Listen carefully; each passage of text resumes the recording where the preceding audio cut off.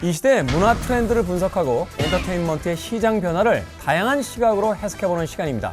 콘텐츠 썰푸른 미팅. 안녕하세요. 컨설팅 김태훈입니다. TVN의 인기 드라마였죠. 슬기로운 의사생활은요, 인생의 축소판이라고 불리는 병원에서 평범한 듯 특별한 하루하루를 살아가는 사람들과 또 20년 지기 친구들의 이야기를 다뤘던 드라마입니다. 마음 한편을 묵직하게 채워줄 공감의 이야기를 전하겠다 하는 기획 의도를 담아서요, 슬기로운 의사생활 시즌2에서는 총 12개 에피소드 중 5개의 에피소드를 통해 장기 기증에 관한 이야기를 전달했습니다. 정말요? 민찬이가 1순위로 심장 받게 됐어요, 어머니. 코너스에서 연락 왔는데 지금 1차 뇌사 판정 끝났고 우리 민찬이가 심장 받게 됐어요. 기증하면 많은 사람들 살릴 수 있겠죠. 네. 많은 환자분들이 새로운 삶을 얻게 될 거예요. 생명의 기회를 주신 겁니다. 잘 결정하셨어요. 장기 기증 에피소드가 다뤄진 지난해 7월 1일부터 8월 11일까지 약 6주 동안 장기 기증 희망 등록에 참여했던 사람은 16,231명으로 지난해 같은 기간 장기 기증 희망 등록자인 5,576명보다 무려 약 3배가량 증가했다고 합니다. 이렇게 미디어의 영향력으로 사회적 가치를 실현한 걸 요즘에는 ESG라고 부른다고 하는데요. 오늘은 ESG란 무엇이며, 그리고 미디어 기업인 CJ ENM은 어떤 ESG 활동을 하고 있는지 그 이야기를 나눠보도록 하겠습니다. 하나의 트렌드처럼 엄청나게 자리를 잡았죠. 많은 작품들이 묘하게도 ESG하고 맞물리는.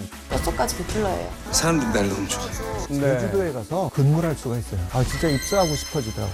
오늘도 함께 이야기 나눌 게스트 한 분 초대했습니다. 안녕하세요. 네, 안녕하세요. 문성우 ESG 중심연구소 박사입니다. 최근엔요, 이 ESG가 하나의 트렌드처럼 예. 기업의 가치, 기업의 슬로건처럼 네네. 이야기가 되고 있는데, 이 ESG란 과연 무엇인가? 요즘은 이제 ABCD EFG가 아니고 ABCD ESG라고 할 정도로 네. 경영 요소로 깊이 뿌리를 박았죠. 근데 ESG는 이제 영어 알파벳 3가지의 첫 글자들입니다. 네. 첫 글자가 이제 환경, environmental, 사회, 소셜, 그리고 지배구조 혹은 투명성, 거버넌스라고 하죠. 이 지배구조는 그럼 결국 대부분이 시스템 차원에서 제도가 많습니다. 그래서 뭐 소수주주 보호라든지 위원회 설치라든지 새로운 경영 요소로 한 1, 2년 사이에 우리나라에서는 엄청나게 자리를 잡았죠. 예. 우리가 이제 흔히 기업에 대한 이미지를 떠올리게 되면 네. 탐욕스러운 이제 괴물처럼 묘사들이 주로 됩니다. 이익을 위해서는 뭐 도덕적인 어떤 윤리적인 예, 예. 그 가치도 쉽게 예, 예. 버리고 네, 네. 음모가 있는 듯한 그런 모습으로서 네. 우리 이제 대중 문화 속에서 묘사가 되기도 하는데, 네네. 기업의 어떤 슬로건의 제일 앞에 나오게 된 데는 네네. 분명히 어떤 시대적 배경이 있을 것 같아요. 기업은 돈을 벌어야 되잖아요. 기업은 그렇죠. 돈을 쥐고 있는 사람한테 약합니다. 그래서 기업은 고객에게 약하죠. 그 다음에 두 번째가 기업은 투자자에게 약합니다. 예전에 우리가 이제 CSR이라고 사회공헌 활동 얘기를 많이 했고 네. 기업들도 실천을 했는데, 사실 사회공헌 활동은 기업이 돈이 있으면 하면 좋고 그렇게 큰 불이익이 없었는데, 사실 그것은 이제 기업의 활동에 더해진 부록 같은 거였잖아요. 그렇죠. 뭐 예. 메세나 활동처럼 해서 네. 기금을 좀 지원한다든지 그렇죠. 예, 예. 이런 식의 어떤 부록 같은 형태였는데, 주로 자선형, 기부형이 많았죠. 그런데 이 ESG는 투자자들이 요구를 하는 겁니다. 기업 입장에서 보면 주주들, 돈을 들고 있는 투자자들이 요구를 하기 때문에 세게 갈 수밖에 없죠. 한 예를 들면 블랙락이라는 자산 운용사가 있습니다. 네. 이 자산 운용사가 움직이는 자산이 1경원입니다. 1경원. 예. 엄청난 돈이군요. 네, 돈으로만 치면 네. 우리나라 5개의 국내 총생산을 와. 움직이는 미국의 자산 운용사입니다. 이렇게 이제 유니버설한 자산 운용사가 나오면서 이 자산 운용사들, 투자자들이 생각을 하게 된 거죠. 우리가 주주로서 배당 따박따박 먹고 수익 올리는 거, 이거보다 더 기업의 가치를 장기적으로 높일 수 있는 방법이 무엇일까? 그래서 생각한 것이 바로 ESG고요. 그런데 이 ESG는 투자자들 입에서 먼저 나온 게 아니고요. 제일 먼저 UN 입에서 나왔습니다. UN. 네, 2004년에 UN에서 앞으로 기업은 ESG, 환경적인, 사회적인, 그리고 지배구조 이슈를 잘 다뤄야지 평판도 도움이 되고 주주들에게도 도움이 된다. 이 얘기를 했거든요. 2019년에 미국의 비즈니스 라운드 테이블이라는 대기업들의 CEO들, 네. 우리가 아는 이제 애플 뭐 이런 데가 다 모여서 서명을 합니다. 앞으로 우리 ESG 경영을 하자. 그 흐름 속에서 강하게 구동을 걸었던 회사가 바로 블랙락이고요. 그러면서 또 하나 이제 ESG가 그렇게 주창된 데는 투자자들의 또 여러 그 목적이 있죠. 투자자들도 늘 기업에 대해서 돈을 나쁘게 번다는 비난을 받아왔는데 ESG로 장기 투자를 우리는 하고 있다라는 하나의 좋은 명분도 됐고요. 그래서 1987년에 유엔에서 지속가능 발전이라는 개념을 도입해서 그 지속가능 발전을 실현하기 위한 경영 요소들이 ESG고요. 그게 거의 한 20여 년 만에 정말 본격적으로 빛을 발하게 된 거죠. 지속가능 발전의 유엔 홍보대사 누군지 아세요? 누굴까요? 블랙핑크입니다. 그리고 왜 우리 BTS가 네. 유엔에 가끔 가잖아요. 그렇죠. 연설도 하고 하죠. 네, 그 연설이 다 지속가능 발전에 대한 연설이에요. 그래서 제 포인트는 인류의 또 기업의 개인도 다 그 ESG 마인드, ESG에 대한 인식이 점점 뼛속까지 이렇게 들어오고 있는 과정이죠. 네. 사실은 이제 지난 몇 년 동안 환경 파괴와 이제 지구 위기에 대한 이야기들이 이제 전 세계 이슈화 되면서 네네. 젊은 세대들이 굉장히 많은 요구들을 하기 시작했잖아요. 네네네. 단순한 기업뿐만이 아니라 기성 세대들에게도 네. 환경 파괴를 멈춰라. 네네. 바로 이런 어떤 시대적인 요구와 분위기가 예. 이제는 과거의 방식으로 상품을 생산하고 판매해서는 더 이상 젊은 세대들에게 호응할 수 없다는 것. 말하자면 지속 가능성과 함께 새로운 시장과 이 시장을 유지하기 위해서 네. 반드시 ESG가 필요하다는 부분. 이 지속 가능 발전에 대해서 좀 더 이렇게 깊은 이해가 필요한데요. 지속 가능 발전이라는 게 원래 1987년에 유엔에서 나왔을 때 이런 내용이었습니다.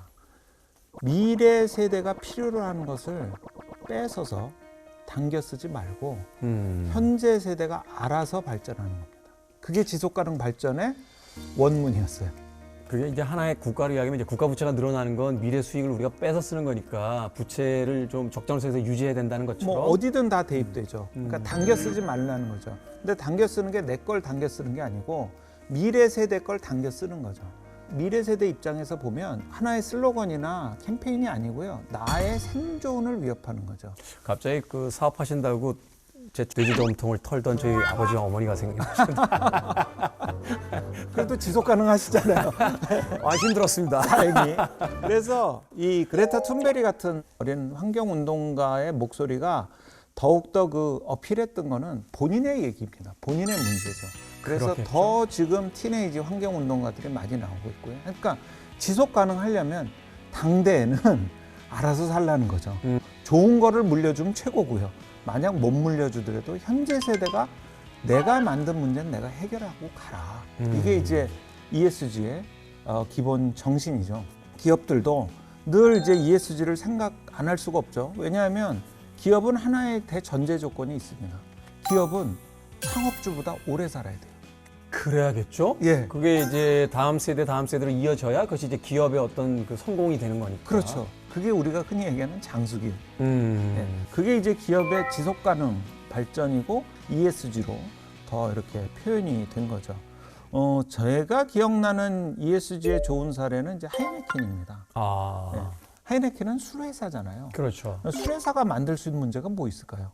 일단은 그 하수를 예. 이제 오염시킬 수 있는 문제들이 있겠죠. 예. 이제 건강상의 문제가 그렇죠. 좋지가 예, 않을 테니까 예, 예. 그럼 예. 뭐 이제 의료나 이제 보건 쪽에서 그렇죠. 막대한 예, 또 예. 예산을 낭비하게 되는 그런 네네네. 일들이 네네. 벌어질 거고. 예. 하이네켄이 봤을 때는 음주운전이었어요. 아. 예. 자기도 파괴하고 남도 파괴하는 게 음주운전이었어요. 우리가 술을 팔아서 돈을 버는데 이 술을 팔아서 만들어지는 문제도 우리가 해결하자. 그래서 하이네켄은 이제 음주운전 방지 캠페인을 벌여요. 그 유명한 광고를 꽤 많이 제작을 했었죠. 그렇죠. 또 세이프 스탬프라고 그 마이크로칩 그 스티커를 줘요. 이게 혈중 알코올 농도가 어느 정도 올라가면 색이 변해요. 그럼 찾기 뺏는 거죠. 이런 식의 소소한 활동 등을 통해서 하이네켄은 ESG를 실천했죠. 사회적 압력으로부터 자유로워졌고 성공적인 ESG 회사로 자리 잡은 거죠. 그런 기업의 이미지가 소비의 형태에도 굉장히 많은 영향을 주지 않습니까? 그럼요. 기호품이기 때문에 네. 그 수를 선택하는 사람이 네. 굉장히 윤리적으로 그 높은 수준에 있는 예, 예. 사람처럼 보이게 만드는 그런 네. 효과들. 예. 그것이 또한 기업의 어떤 이익으로서 이제 작용하게 만드는 그렇죠. 그런 것들의 어떤 선순환 구조가 만들어지겠네요. 그렇죠. 이렇게 기업이 ESG를 하면 그 한 가지 굉장히 좋은 효과가 있는 게 기업의 평판이 좋아집니다. 우리가 사실 지금 평판 사회 속에서 살고 있거든요. 그렇죠. SNS를 통해서 더군다나 이제 무작위로 사람들에게 노출이 돼 그렇죠. 있을 때 그 사람의 네네. 어떤 작은 행동 하나가 그렇죠. 그 사람의 이 팔로워를 100만을 만드느냐 네네. 아니면 계정을 폭파해야 되는 상황이 그렇죠. 생기느냐를 예, 결정하는 예. 거니까요. 네. 이 기업에 대한 또 개인에 대한 평가와 판단이 굉장히 강화되고 있죠. 그래서 ESG를 잘하면 평판 프리미엄이라는 게 생깁니다. 그만큼 현대에 있어서의 어떤 소비자들은 네. 단순한 어떤 사용 가치만을 통해서 제품을 구입하는 게 아니라 그 기업이 과연 본인들이 살아갈 미래에 대한 어떤 옳은 가치를 보여주고 있는가, 거기에 대한 부분들에 대한 굉장히 많은 관심들이 있다는 거. 자, 그렇다면 이 ESG 경영에 대해서 미디어 쪽으로 한번 네네. 포커스를 좀 바꿔보도록 하겠습니다. 네네. 미디어 기업이 ESG를 하는 방법은 두 가지가 있습니다. 하나는 그 회사 자체가 ESG를 하는 겁니다. 두 번째는 그 기업이 만드는 제품이나 서비스, 컨텐츠 회사 같으면 컨텐츠들이 이제 ESG를 굉장히 반영하고 권고하는 내용으로 구성되는 거죠. S가 정말 어려워요. 사회적인 어떤 그 활동들. 네. 어떤 기준치에 맞춰서 달성하고자 한다고 하지만 그 기준치라는 게 OX로 못 나눠지는 경우가 많거든요. 그러네요. 미디어 기업 같은 경우 뭐 제작되는 드라마에서 남녀의 성비를 똑같이 한다든지, 그렇죠. 예. 인종적 어떤 그 이 네네. 퍼센테이지를 동일로 해야 된다든지 이런 것들은 사실 맞추기가 쉽지가 않잖아요. 그렇죠. 말씀하신 것처럼 미국 헐리우드 영화에서도 소수인종 TO제가 있었죠. 소수인종, 흑인, 동양인이 나와야 된다. 나오긴 나오죠. 근데 이상한 역할로 주로 썼으니까요. 이상하게서라도 올해라도 나오면 다행인데요. 네. 지나가는 분들이나 총 맞고 사망하는 네. 분들 역할을 많이 했어요. 그런 부분에서 점차 개선을 이뤄가고 있지만 여전히 S 이슈는 부족한 점이 많습니다. 네. 넷플릭스 같으면 제작을 하는 데 있어서 늘 소외받았던 이런 훌륭한 제작자들을 포함해서 그들을 지원하는 것, 회사 안에서도 차별과 격차를 해소하는 것, 이게 이제 하나의 ESG고요. 두 번째는 이제 ESG가 밖으로 생산해내는 제품. 최근에 넷플릭스에서도 ESG 가치를 반영한 다큐들을 좀 많이 선택해서 방영하고 있는 걸로 알고 있습니다. 우리나라의 이제 대표적인 미디어 기업인 CJ E&M 같은 네네. 경우 네. 이 ESG 활동을 어떻게 하고 있으며 네. 또 앞으로 또 어떤 방향으로서 해 나가야지만 네. 이런 세계적인 변화 속에서 좀 주요한 예. 역할을 맡고 또 중요한 기업이 될 수 있을지. 네네. 우선 내부적으로 보면요, 제가 깜짝 놀란 게 진짜 입사하고 싶어지더라고요. 그 정도입니까? 워케이션이라고 하나요? 네. 제주도에 가서 근무를 할 수가 있어요. 저도 그 얘기 들었어요. 돈도 받으면서. 저도 그 얘기 들었어요. 진짜 전 이 얘기 듣고 진짜 입사하고 싶더라고요. 일단 내부 구성원들을 위해서 여러 가지 그런 그 기회들을 제공하고 있는 것 같아요. 또 엔톡이라고 사실 이 커뮤니케이션이 굉장히 ESG에서는 중요하거든요. 내부적으로 경영진과 직원분들이 소통도 하고 그게 또 쥐기도 하죠. 투명한 의사결정도 하고요. 오펜이라고 있었던 것 같아요. 네. 의미 있는 단어들로 이루어져 있습니다. 바로 창작자를 꿈꾸는 이들에게 열려있는 이제 오픈이라는 뜻이 되겠죠. 그리고 창작 공간과 기회를 제공한다 해서 기회 opportunity. 자, 이런 의미를 가지고 있는 단어가 바로 오펜인데요. 2017년 단막 영화 부문을 시작으로 해서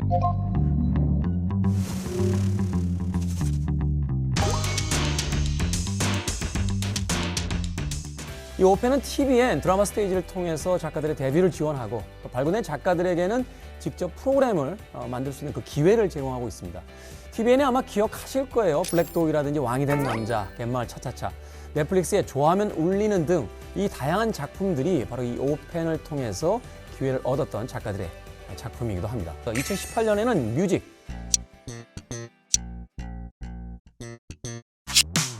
안녕하세요. 오펜뮤직 소속 작곡가 다양한 OST 작업을 또 좋은 기회에 많이 했었고요. 사랑의 불시착, 슬기로운 의사생활 등등 승리했던 맨땅에 이제 헤딩하듯이 음악을 많이 했었는데 방구석에 있던 저의 소리들을 세상으로 좀 내보낸 계기가 되지 않았나.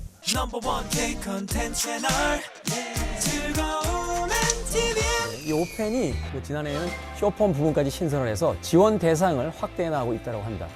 그뿐만이 아닙니다. 이 CJ E&M은 다양한 미디어 콘텐츠를 통해서도 환경 문제 해결, 극복을 위한 활동을 하고 있습니다. 또 슬기로운 의사생활, 제가 앞서 서두에서 잠깐 이야기했었는데 이 드라마뿐만이 아니라 이제 묘하게도 ESG하고 맞물리는 네. 그런 부분들이 있습니다. 그 대표적인 게 바로 스트릿 우먼 파이터라고 하죠. 여성이라고 하는 상대적으로 이제 소외된 성, 그리고 스트리트라고 하는 것이 이제 이야기하는 소위 이제 주류의 문화에서 이제 밀려나 있는 B급 문화와 되어 있고 또 취급됐던 그 문화를 주류 문화로서 이제 끄집어 올려서 그 문화를 이제 대중들 앞에 소개하는 이런 프로그램을 통해서 참 많은 어떤 화제를 모았고요. 또 하나가 유키즈 언더 블럭인데 TV에는 유명한 사람들이 나와야 된다라고 하는 소위 지금까지의 가장 강력한 고정관념을 완전히 해체하면서 누군가의 진실된 이야기가 가장 좋은 콘텐츠가 될 수 있다는 걸 또 증명해 보이기도 했습니다. 자, 그런가 하면 아예 목적의식적으로 만든 프로그램도 있었던 것 같아요. 환경 컨퍼런스 환경 읽어드립니다.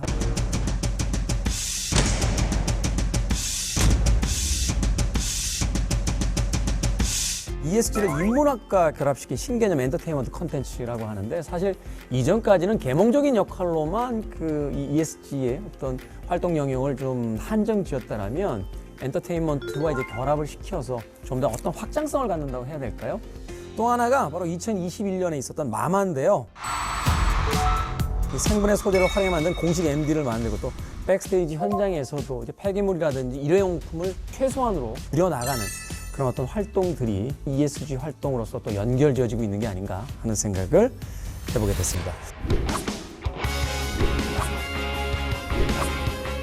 ESG 리포트를 이제 발간을 할 정도로 이게 말하자면 계속해서 이것을 그 실행해 나가겠다 하는 어떤 의지를 지금 보여주고 있다고 합니다. 자, 이런 CJ E&M의 ESG 활동 중에서 좀 주목할 만한 것이 있다고 한다면 애초부터 결을 아주 정석으로 잡으신 것 같아요. People, Planet, 그리고 비즈니스가 나옵니다. 세 개의 분야로 나눠져 있죠. 네네. 그런 CJ E&M의 ESG 활동을 굉장히 좋게 보는 게 언행일치, 안팎 모순이 없어야 돼요. 회사 자체가 ESG 위원회도 만드시고 등등 해서 내재적으로도 ESG 활동을 실천하고 있어서 그런 면에서 콘텐츠와 그 기업 문화의 일치가 한국에서 모델을 보이고 있는 것 같고요. 아주 잘 이루어지고 있는 것 같아요. 좀 더 구체적으로 비즈니스 부분, 그러니까 플래닛과 이제 피플에 대한 부분을 이야기해 주셨는데 네, 비즈니스 부분을 조금 더 보충해서 네. 마무리를 짓는 의미로서 좀 설명을 해주신다면. ESG는 많이 알려져야 됩니다. 또 많이 전파돼서 그것 자체가 선한 영향력을 가져야 되거든요. 그래서 콘텐츠도 선한 영향력을 끼칠 의도를 갖고 만들어져야 됩니다. 그런데 그 기획 의도라는 게 이제 두 가지 단계를 거치게 되죠. 하나는 공감을 가져다 줘야 됩니다. 사람은 공감돼야지 그 다음에 이해되고 설득돼서 그 다음에 행동으로 바뀌거든요. 그래서 CJ E&M의 이 컨텐츠가 첫 번째 공감의 단계에서 지금 굉장히 많이 시청자들에게 어필을 하고 있는 것 같고요. 두 번째는 이제 그걸 보고 실천을 하거나 아니면 적어도 소비자들이 수용을 해야 되는 거죠. 그래서 예전 같으면 여성분이 길거리에서 춤추는 거 보면 야, 무슨 춤이냐 공부나 해라. 그렇지 않은 거죠. 그렇죠. 정말 사소하지만 사회적인 인식과 시각을 바꿔주는 것. 다른 시각으로 세상을 볼 수 있게 해주는 것. 그런 면에서 훌륭히 ESG를 실천하시고 있는 것 같아요. 네. 컨텐츠에는 힘이 있습니다. 새로운 경험과 정보를 제공하고요. 그것을 접한 사람들을 움직이게 하는 힘이 바로 그것이겠죠. 그렇다면 이 시대의 콘텐츠들이 가져야 할 힘은 무엇일까요? 환경, 사회 문제 등 우리가 인식하고 해결해야 할 문제들을 제시하면서 대중의 인식을 변화시키고 행동하게 만들 수 있는 것. 그것이 바로 요즘 시대의 콘텐츠들이 가져야 할 진정한 힘이 아닐까 생각해 보게 됩니다. 장기 기증 희망자를 3배나 증가시킨 슬기로운 의사생활처럼 선한 영향력을 가진 콘텐츠가 만들어갈 가치 있는 세상을 기대해 봅니다. 오늘의 컨설팅 여기서 마치겠습니다. 박사님 나와주셔서 너무 고맙습니다. 감사합니다.